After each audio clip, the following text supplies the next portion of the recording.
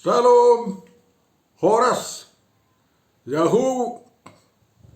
Selamat bertemu kembali dalam channel kita ini, Bapak Ibu Saudara, yang kita sebut channel Langsung Sitorus.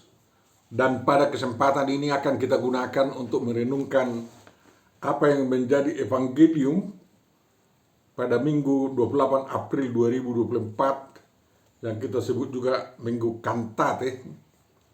Dan mudah-mudahan pertemuan kita dalam video ini dan saling memberikan komentar akan memperkaya kita dalam memahami teks tersebut.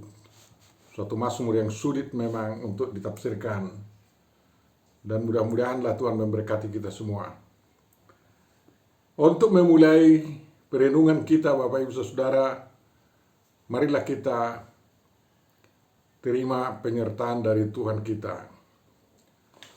Tuhan memberkati engkau dan melindungi engkau. Tuhan menyinari engkau dengan wajahnya dan memberi engkau kasih karunia.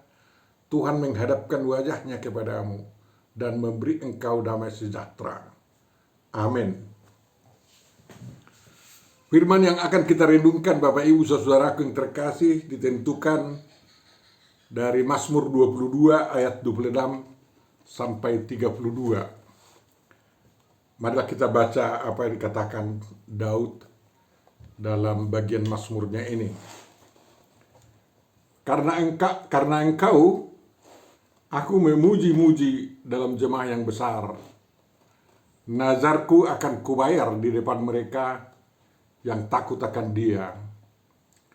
Orang yang rendah hati akan makan dan kenyang. Orang yang mencari Tuhan akan memuji-muji Dia. Biarlah hatimu hidup untuk selamanya. Segala ujung bumi akan mengingatnya dan berbalik kepada Tuhan. Dan segala kaum dari bangsa-bangsa akan sujud menyembah di hadapannya. Sebab Tuhanlah yang empunya kerajaan. Dialah yang memerintah atas bangsa-bangsa. Ya, kepadanya akan sujud menyembah semua orang sombong di bumi. Di hadapannya akan berlutut semua orang yang turun ke dalam debu dan orang yang tidak dapat menyambung hidup. Anak-anak cucu akan beribadah kepadanya dan akan menceritakan tentang Tuhan kepada angkatan yang akan datang. Mereka akan memberitakan keadilannya kepada bangsa yang akan lahir nanti, sebab ia telah melakukannya. Demikian firman yang akan kita renungkan, Bapak Ibu Saudara, dan ketahuilah, yang berbahagia adalah orang yang mendengarkan, memelihara, memahami, menghayati, menghidupi, dan melakukan firman Tuhan. Amin. Kepada kita juga dalam almanak gereja kita ditentukan tema perenungan kita.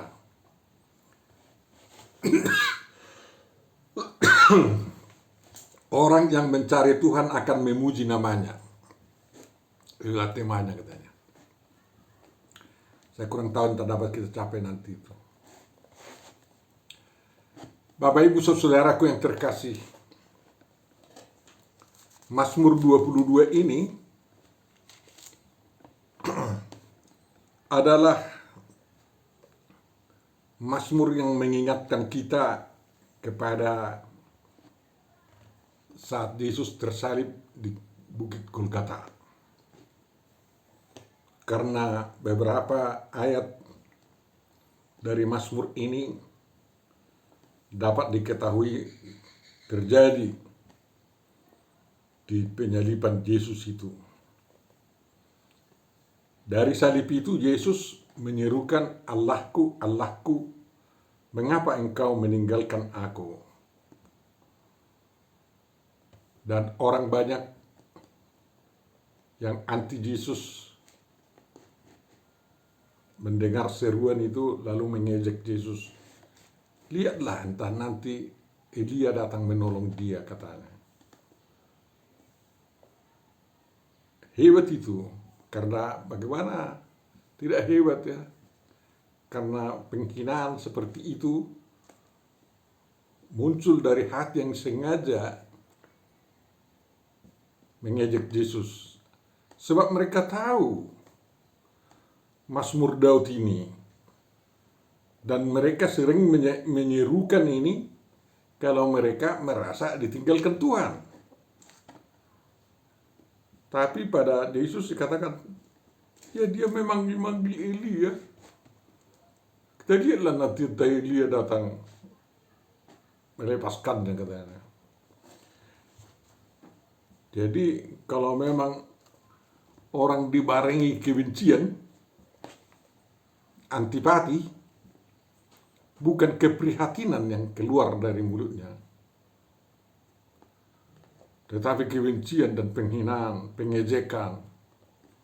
Oleh karena itu Bapak Ibu Saudara, dalam pergumulan hidupmu bagaimanapun pahitnya, ya berserulah kepada Tuhan. Dan jangan ada yang mengejek Anda dalam seruanmu itu. Kemudian ada juga di ayat 19, mereka membagi-bagi pakaianku di antara mereka, dan mereka membuang undi atas jubahku. Itu terjadi di antara tentara Romawi yang menjaga orang-orang yang tersalib itu. Mengapa? Agar jelas ketersaliban Yesus itu benar-benar telah dinubuatkan dari zaman perjanjian yang diterima bangsa Israel sampai pada saat itu. Dan orang tidak bisa berspekulasi bahwa Yesus melarikan diri dan bukan dia yang tersalib di kayu salib itu. Adalah pembohongan sejarah kalau ada teori-teori yang mengatakan bahwa bukan Yesus yang disalibkan itu, tetapi dia digantikan oleh Judas Iskariot. Sedangkan meneringati nama Judas Iskariot pun sudah ada pengkhianatan sejarah. Karena semua penghuni Yerusalem tahu bahwa Judas Iskariot yang mengkhianati gurunya mati bunuh diri dan perutnya terburai di luar desa. Dari itu Bapak Ibu Saudara, mari kita lihat bagaimana orang yang tidak tahu tentang siapa Yesus. Tentara-tentara Romawi tidak mengenal Yesus siapa-siapa. Makanya yang mereka butuhkan adalah pakaian yang dikenakan Yesus dan juga jubahnya. Karena mereka betul-betul membutuhkan material. Begitulah orang yang tidak mengenal Yesus,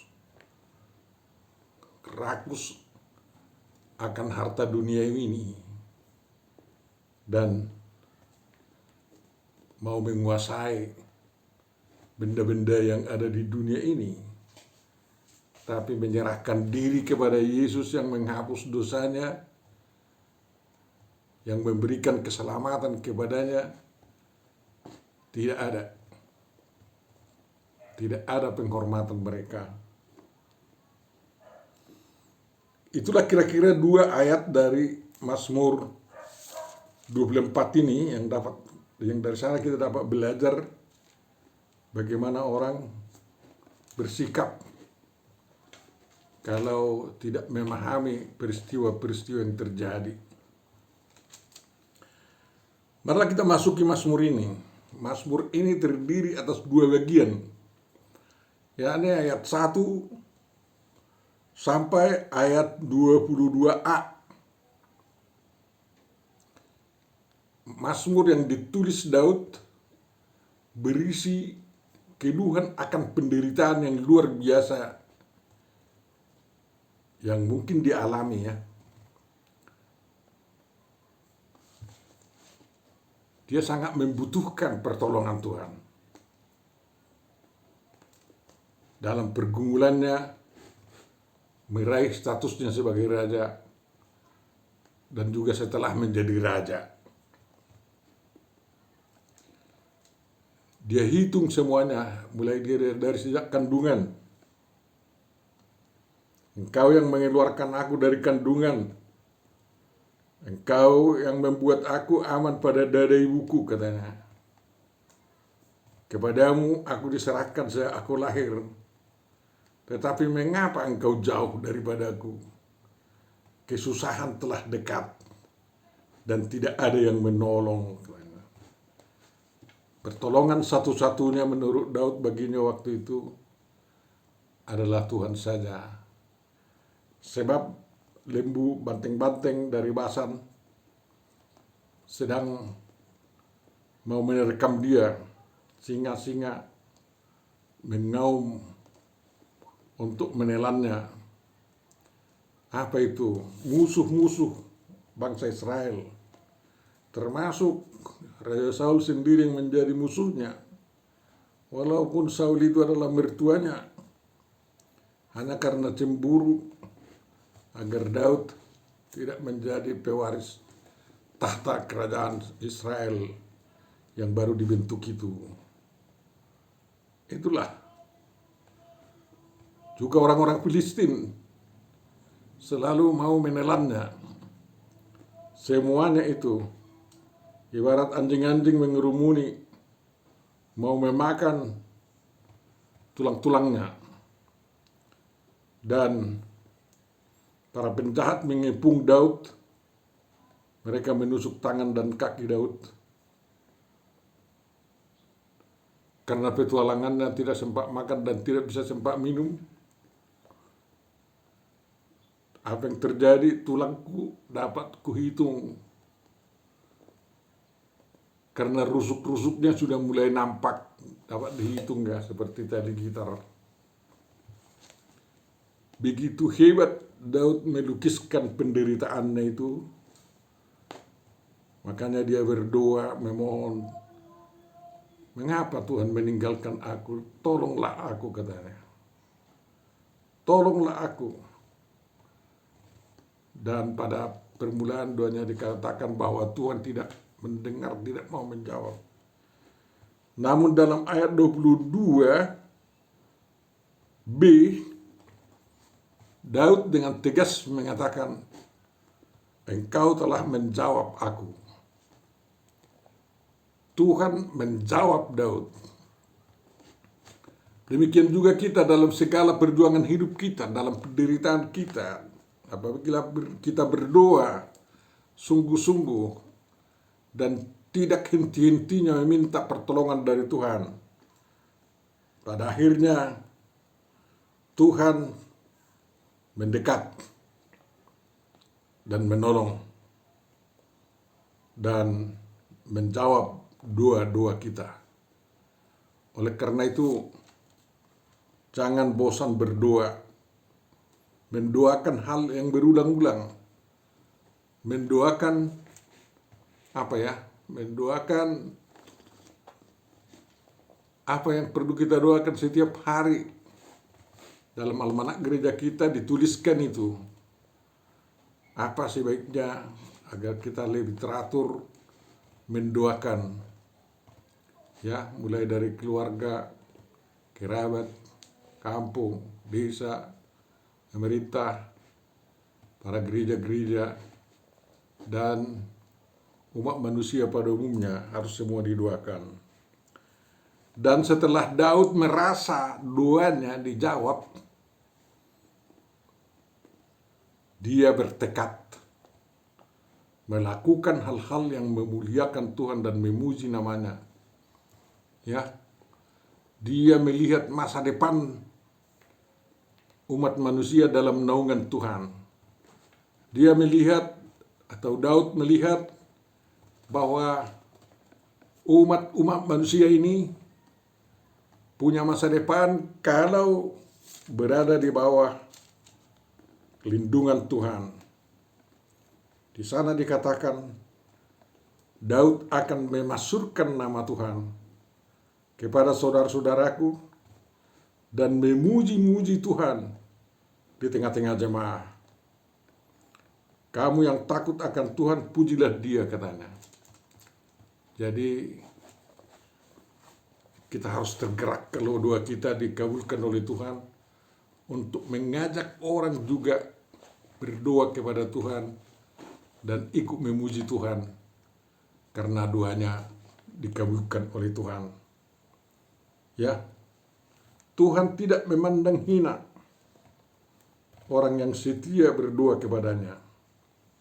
Tuhan tidak merasa jijik melihat kesengsaraan orang yang tertindas, dan Ia tidak menyembunyikan wajahnya kepada orang itu. Bapak Ibu saudaraku, kalau kita renungkan peristiwa penyaliban Yesus dan perjalanan gereja sekarang ini, sebenarnya apa yang dinubuatkan Daud dalam bagian terakhir dari Mazmur 22 ini adalah merupakan pewujudan daripada jawaban Tuhan terhadap seruan atau tangisan Yesus dari salib itu, Eli, Eli lama sabachthani. Dan akhirnya Tuhan menjawab Yesus. Ke dalam tangannya diberikan kuasa yang ada di surga, yang ada di bumi dan di bawah bumi. Dan terus terang, semua bangsa-bangsa menjadi bagian dari pengikutnya. Memang masih ada yang belum, dan karena tugas belum selesai. Dan diharapkan seluruh penduduk bumi mengenal Yesus itu, dan tidak ada alasan mereka untuk berdalih di hari penghakiman terakhir bahwa mereka tidak pernah mendengar tentang Yesus Kristus. Pertama-tama, tindakan Daud karena sudah merasa dijawab doanya itu, Daud memuji-muji Tuhan dalam jemaah yang besar. Daud membayar nasarnya di depan kawan-kawannya yang takut akan Tuhan. Apa itu nasarnya, apa itu pujiannya? Kita katakanlah apa pujian Daud kepada Tuhan yang menjawab doanya. Hampir 100 Mazmur Daud. Ya, itu semua lagu puji-pujian. Apa yang menjadi nasar Daud? Bahwa kerajaan Tuhan akan Dia tegakkan. Pelaksanaan hukum Tuhan ditegakkan di tengah-tengah bangsa Israel keseluruhan. Dan dia bersama-sama dengan orang yang takut akan Tuhan melakukan itu. Karena apa? Daud melihat masa depan bangsa Israel dan orang yang takut pada Tuhan adalah di dalam tangan Tuhan.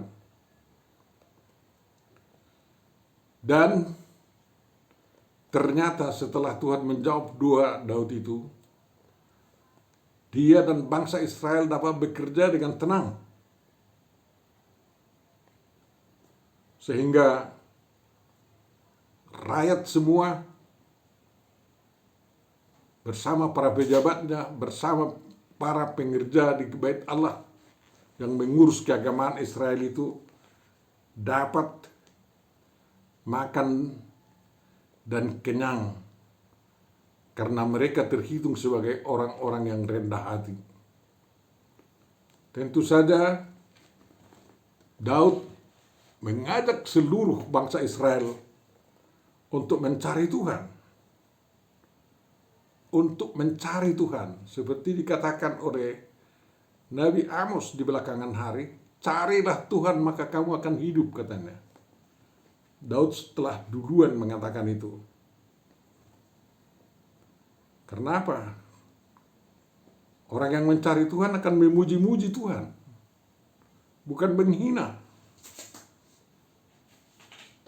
bukan menganggap leceh terhadap Tuhan, tetapi membesarkan dan memuliakan Tuhan.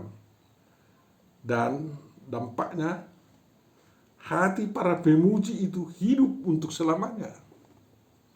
Hidup untuk selamanya. Jadi puji-pujian yang kita sampaikan kepada Tuhan itu tidak hilang begitu saja. Dia akan menyertai hidup kita selamanya. Maka rajinlah memuji Tuhan. Jangan sampai ada kealpaan. Ya. Kita setiap pagi mencari Tuhan.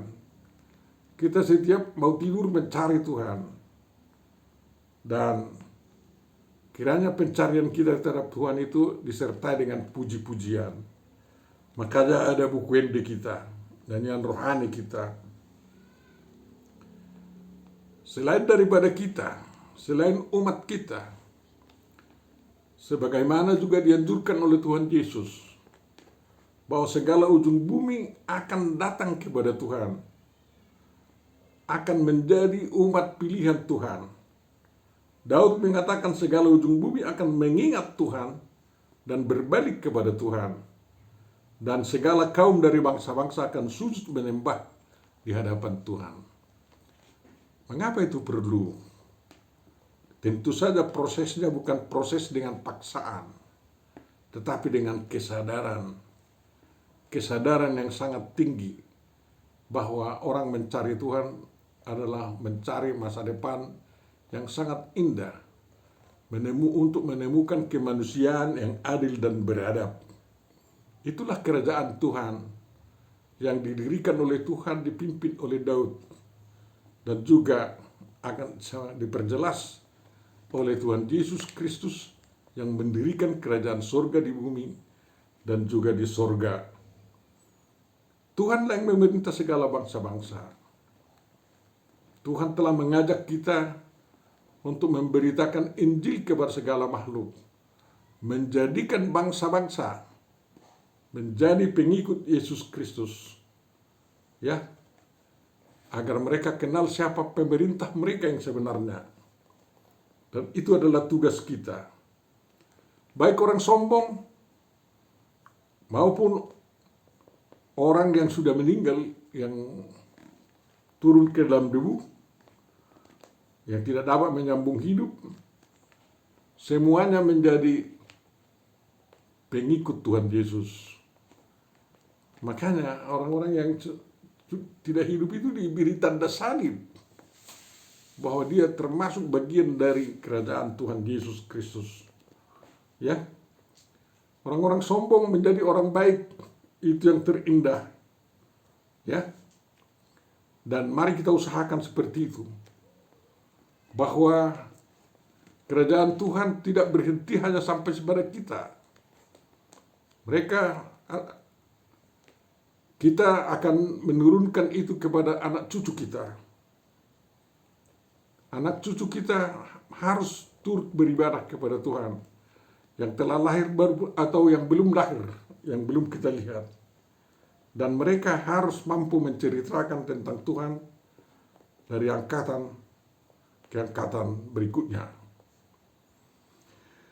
Apa yang mau diceritakan? Ya keadilan Tuhan. Keadilan Tuhan yang dengan panggilan suaranya yang sangat lembut mengatakan, "Hai kamu yang letih lesu, datanglah kepada aku, ambillah kuk. Karena kuk yang kuembankan itu ringan." Jadi, agar bangsa-bangsa datang bukan dengan paksa, dengan penuh penyadaran diri bahwa kerajaan Yesus Kristuslah yang paling baik bagi seluruh umat manusia. Dan tugas itu, ya, akan kita lanjutkan terus. Mari kita beritakan keadilan Tuhan kepada generasi-generasi muda, kepada bangsa yang akan lahir nanti. Tuhan telah melakukan keselamatan kepada kita dalam Yesus Kristus. Tuhan telah memeteraikan pengampunan dosa kepada kita, sehingga kita senantiasa mampu datang menghadap Dia, berdoa dan memohon penyertaan dari Tuhan. Dan Tuhan telah mengatakan di mana 2 atau 3 orang berkumpul di dalam namaku, di situlah aku. Di mana 2 atau 3 orang berdoa, Bapakku akan menjawabnya, katanya. Tuhan Yesus akan menjawab doa kita. Jadi itu tidak sia-sia. Kalau Anda belum percaya, buktikanlah. Berdoalah dengan sungguh-sungguh. Tuhan akan menjawab. Jangan lalai menceritakan tentang Tuhan Yesus dan apa karyanya kepada anak-anakmu, anak-anak kita, kepada anak-anak sekolah kita. Makanya pendidikan sekolah minggu harus terus diperbaiki oleh gereja kita. Karena mereka adalah masa depan gereja yang melanjutkan tongkat penceritaan, pemberitaan Injil kepada generasi yang berikutnya. Apa yang kita tanamkan sewaktu anak-anak kecil tidak akan lekang itu dalam kehidupannya nanti. Makanya jangan lalai mengisi anak-anak kita yang 0 tahun sampai bawah 10 tahun. Mereka tidak akan melupakan itu kalau kita tanamkan kepada mereka dengan penuh kasih, penuh kelemah lembutan, dan betul-betul mengasihi anak-anak kita itu, bahwa mereka adalah masa depan bangsa kita, masa depan gereja kita, dan penghuni kerajaan surga yang sangat membahagiakan Tuhan. Tuhan memberkati kita semua. Amin. Ya Tuhan Bapa Surgawi, sadarkan kami bahwa Engkau telah mendengar doa kami, sehingga kami semakin bersemangat untuk memasyurkan nama-Mu dan untuk memuji-muji Engkau, dan bersedia membayar nazar kami bahwa kami akan setia sampai mati sebagai pengikut-Mu. Kiranya Tuhan membuka pintu kepada semua bangsa-bangsa, pintu kabar baik, agar mereka datang ke hadapan-Mu untuk bersembah sujud dan memuliakan nama-Mu. Pasti mereka akan datang. Terima kasih bahwa orang-orang dari kami yang telah meninggal dunia tidak Engkau biarkan begitu saja tanpa dihitung. Mereka punya tanda bahwa mereka adalah milik-Mu. Kiranya tidak ada anak-anak cucu kami nanti yang hilang, tetapi tetap setia di dalam kerajaan-Mu yang Kau dirikan itu dalam Yesus Kristus. Terpujilah nama-Mu ya Tuhan. Di dalam Yesus Kristus, sempurnakan dan kabulkanlah doa kami. Amin.